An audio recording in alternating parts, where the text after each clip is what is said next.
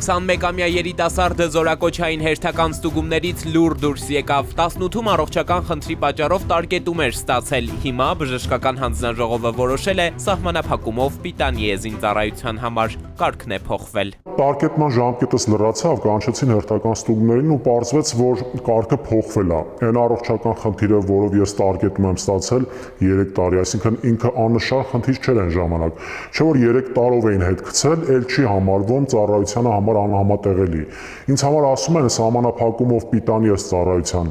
բայց առանց իմ բուն առողջության ստուգելու մենակ այն խնդիրն են ստուգել, որով հետ էին գել։ Ստիպված եղա պետբժշկական հանձնաժողովի որոշումը բողոքարկել, հետո նաև հավելյալ ստուգումներ անցնել, այս դեպքում արդեն սեփական միջոցների հաշվին, շարունակում է մեր զրուցակիցը։ Պարզվեց առողջականումս բացասական փոփոխություն կա, այլ խնդիրներ են առաջացել։ Իսկ զինկոմիսարիատում ասենք սկի քաշս ու բոյս նորմալ չչափեցին։ Նայեցին թղթերին, դեմքիցս ասեցին, թե այն ժամանակ այսքան ես եղել, հիմա այսքան կլինես։ Ու միջև այս պահը չգիտեմ ինչ են որոշելու վերջը։ Այս օրինակ բազմաթիվ ահազանգեր է ստացել Սուրանկյան խմբագրությունն անցնող շաբաթների ընթացքում, վերջին շրջանում նման դիմումների պակաս չեն ունեցել նաև իրավապաշտպանները։ Հիվանդությունների գնահատման չափանիշների փոփոխությամբ պայմանավորված նախկինում զինծառայության համար ոչ պիտանի ճանաչված քաղաքացիներն այլևս պիտանի են, համաձայն կարգկանոնի, որը խմբագրել է կառավարությունը։ Առողջական այդ խնդիրներով փաստացի տարկետման հնարավորություն էլ արդեն չեն ունենա նաև այն տղաները,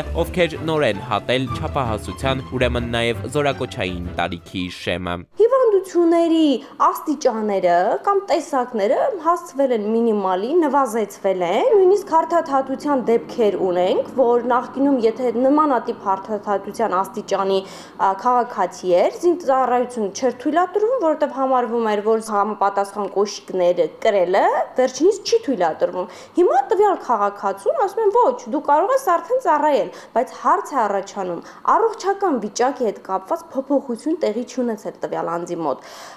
Միայն որոշման փոփոխմամբ մարդու առողջության փոփոխություն արդյոք տեղի ունենում։ Իհարկե ոչ։ Ընդ որում վերջին տարիների պրակտիկան փաստաբան Հասմիկ Բալաբեկյանի մոտ համոզմունք է ձևավորել, որ պարտադիր ժամկետային ծառայության հետ անհամատեղելի համարվող հիվանդությունների ցանկը կառավարությունը կրճատում է կամայականորեն։ Մեղմացված չափանիշները նրա գնահատմամբ չեն համապատասխանում բժշկական ցուցումներին, ընդհակառակը հակասում են առողջության պահպանման համար անհրաժեշտ մոտեցումներին։ Քաղաքացին ուներ ողնաշարի ծռվածություն, հանձնաժողովը մի քանի անգամ զննության արդյունքներով, ընդ որում մենք գիտենք, որ կոնկրետ բժշկական հաստատություն է պետության կողմից ուղղորդվում։ Տրվում էր եզրակացություն, որ քաղաքացու ողնաշարի ծռվածությունը այն աստիճանի է, որ թույլ է տալիս ծառայությունը իրականացվի նրա կողմից, բայց երբ որ քաղաքացին դիմում էր մասնավոր բժշկական հաստատություն, ստացվում էր այլ պատկեր։ Թերի առողջական վիճակի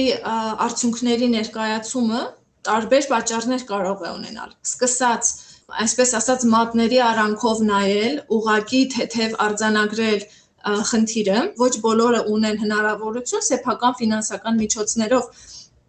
հետազոտություններ անցնելու եւ ապացուցելու, որ առողջական խնդիրը իրապես առկա է, այսինքն ստացվում է այնպես, որ միայն նրանք, ովքեր ունեն ֆինանսական միջոցներ, կարողանում են ապացուցել, որ իրենց առողջական խնդիրը համատեղելի չէ զինվորական ծառայության հետ։ Ընտրովի արդարության սկզբունքն է աշխատում, շեշտում են մասնագետները, հավելելով, որ այլընտրանքային բուժ հետազոտությունների միջոցներ չունեցող տղաների առողջական վիճակի գնահատումը փաստացի սահմանափակվում է հանձնաժողովի որոշմամբ։ Մեկ սխալ բժշկական որոշում զորակոչ եւ մի ամբողջ կյանք կարող է փոխվել։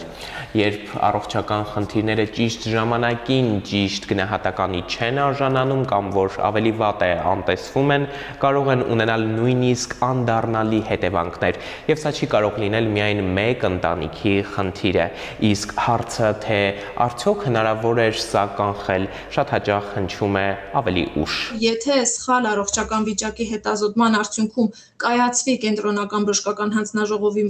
կողմից պիտանիության մասին որոշում, առողջական խնդիրը կարող է բավականին շատ խորանալ եւ ավելի ուժեղ դրսևորվել զինվորական ծառայության ընթացքում ընդհուպ մինչև մահվան դեպքերը։ Մի կողմից բանակում պարտադիր զինվորական ծառայության ժամկետն է կրճատվում, մյուս կողմից սեղմվում է նույն զինծառայության հետ անհամատեղելի համարվող հիվանդությունների ցանկը։ Պաշտպանության նախարարն ամիսներ առաջ ասում էր, բանակային 2 տարին 1.5 դարձնելով զինանձնակազմի խնդիր ոչ միայն տարիներ անց չենք ունենալու, այլև արդեն հիմա չունենք։ Մենք այս փուլում արդեն իմ կողմից վկայակոչված հայտերի հանրագումարով արդեն իսկ 2026 թվականի սկզբին մենք լուծել ենք 1.5 տարի հետո մեր առաջ ծառացած խնդիրը լուծելուն եւ համարում եմ, որ սա ամբողջությամբ փակված է, բայց նաեւ ուզում եմ նշել, որ մենք դեռևս ունենք 1.5 տարի, որպեսզի ավելի այս համակարգը ամրապնդվի։ Պապիկյանն այստեղ նկատի էր առնում պաշտպան հայրենիաց ծրագիրը, որի դիմումատուների թվաքանակն էր ըստ նրա ծածկելու պակասող զինանձնակազմի հնարավոր խնդիրը, ինչի մասին ահազանգում էին փորձագետները, բայց ամիսներ անց էլ մասնագետներն իրենց կարծիքին են, պաշտոնական պարզաբանումները չեն համոզել նրանց։ Հիմա նաև հիմնավորումների շարքին ավելացնում են հենց ծառայությանը խոչընդոտող հիվանդությունների ցանկի կրճատումը։ Հակասական որոշումները։ Պարզ տրամաբանություն հուշում է, եթե դու կրճատում ես ծառայության ժամկետը, սա նշանակում է, որ Հայաստանում ըստ Փաշինյանի պատերազմ չկա եւ խաղաղություն է։ Այդ հիվանդությունների ցանկը եթե ազատվելու կրճատում ես, սա նշանակում է, որ նրանք ովքեր որ որոշակի առողջական խնդիրներ ունեն, իրենց կարող են զորակոչել, բայց այդ դեպքում մենք պատերազմի մեջ չենք։ Այսինքն մի կողմից եթե պատերազմի մեջ չես, տրամաբանորեն կրճատում ես պարտադիր ժամկետային ծառայության ժամկետ, բայց մյուս կողմից էլ ցանկն ես